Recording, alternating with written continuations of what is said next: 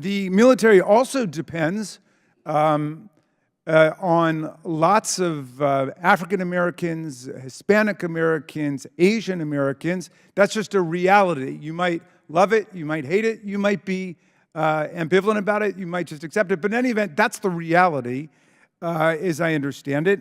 And in any event, the Army decided that it wanted to rename military bases that had been named not after U.S. generals, but after Confederate generals who joined the Confederacy in rebellion against the Union. So, like Fort Benning was renamed after a pro-Union, pro-American general. Fort Gordon was renamed as Fort Eisenhower. Fort Hill was renamed as Fort Walker.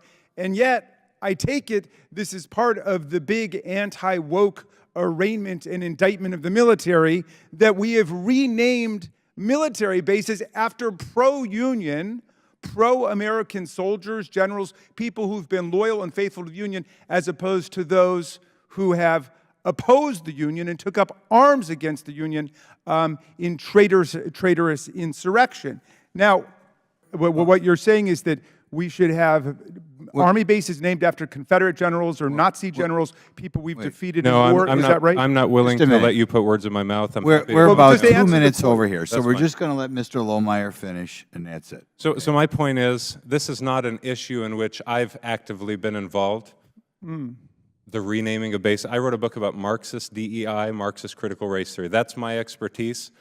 I have no personal issue with the fact that this gentleman to my left, who honorably served his country, has been a part of a commission to do that. I have personal opinions about why it's wrong-headed and a part of an ideological push, but this is not my issue. You would not have renamed them, in other words? Well, we're Point of order. 2.5 minutes That's not over. something I ever focused on. All right, I think I got my answer, Mr. Chairman. I'll yield back to you. Go for Mr. Biggs. Thank you, Mr. Chairman. I appreciate the witnesses being here today. So, Mr. Lohmeier, when we look at some of the things that have been said by the gentleman to your left, and I don't think I can pronounce your name. I want to pronounce it right. Sidgley, but Mr. Sidgley, yes, yeah. Thank you. And I've read your testimony. I'm interested to know your reaction to his positions with regard to the diversification of the military. Sure. And DEI. Thank you.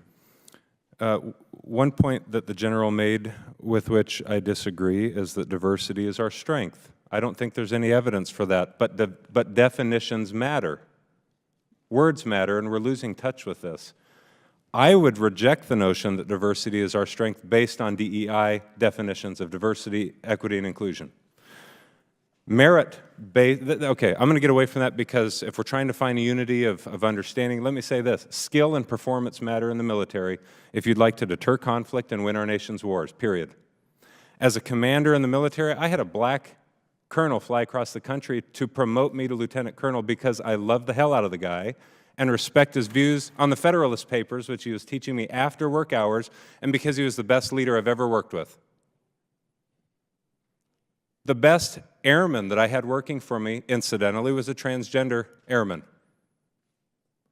So don't bullshit me and say that you think you know what you're talking about. You've never served. You don't understand how this works. We care about performance in the military, period.